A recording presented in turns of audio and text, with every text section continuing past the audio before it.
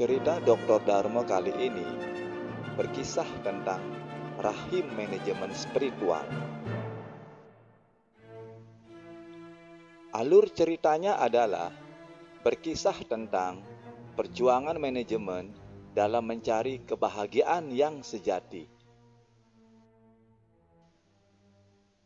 Tokohnya material dan moral.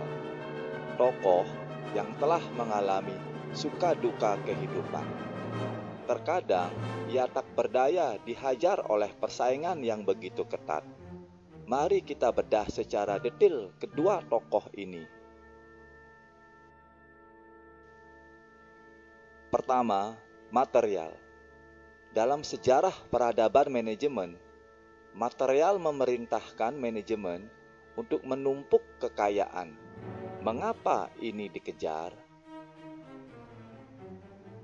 Masih ingatkah teman-teman pembelajaran pengantar manajemen?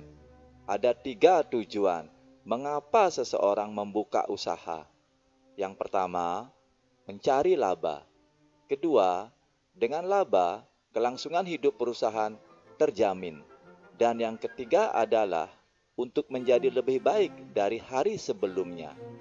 Jadi, material adalah pondasi dasar bagi perusahaan untuk bertahan hidup secara berkelanjutan.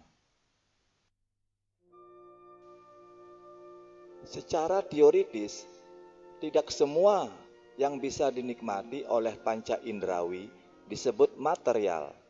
Disebut material bila memenuhi kriteria keterbandingan. Misal, Anda punya uang Rp100.000, hilang Rp5, maka kehilangan itu bukanlah material. Bila hilangnya Rp75.000, maka kehilangan itu material. Mengapa? Karena kehilangan itu akan mengguncangkan kehidupan Anda.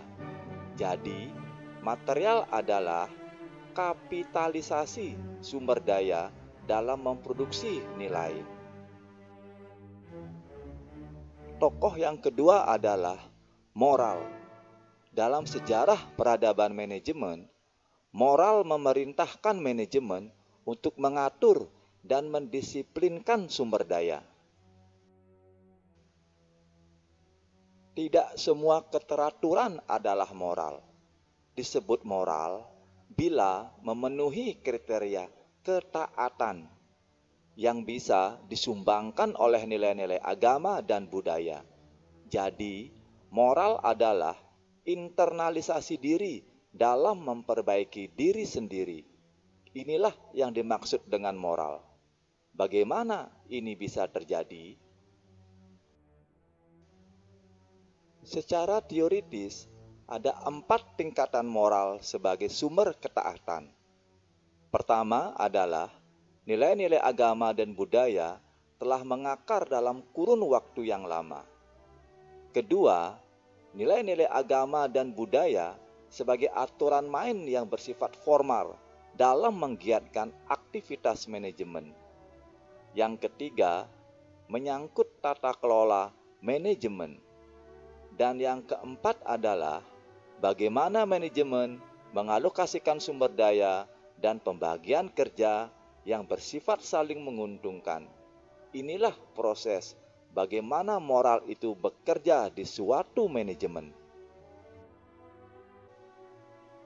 Cerita material dan moral menyiratkan ada 2 topeng manajemen. Untuk apa? Untuk memajukan dan mendamaikan perusahaan.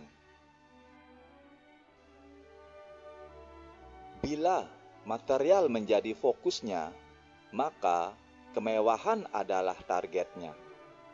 Bila moral dikedepankan, maka kesederhanaan menjadi orientasinya. Ayo, Anda pilih yang mana?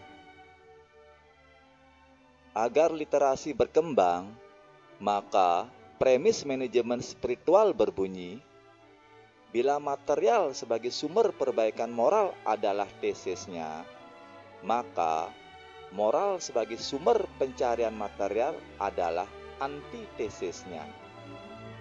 Bila keduanya digodok, maka kebahagiaan material dan moral adalah basisnya yang sekaligus menjadi sintesisnya. Agar merasa bahagia, baiknya kita bernyanyi dulu ya. Ini burungku penuh dengan bulu, ada yang putih dan ada yang hitam. Setiap pagi ku siram selalu. Ini burungku berkicau selalu. Siapakah burung dalam nyanyian itu? Ia adalah keharmonisan material dan moral. Keharmonisan yang disumbangkan oleh nilai-nilai agama dan budaya. Inilah spiritnya. Dan banyak ada lagi spirit-spirit yang lainnya, seperti bekerja sama, dan apapun hasilnya kita harus ikhlaskan. Itulah kebahagiaan. Sampai di sini dulu ya ceritanya, dan sampai bertemu di cerita yang lainnya. Salam bahagia untuk kita semua.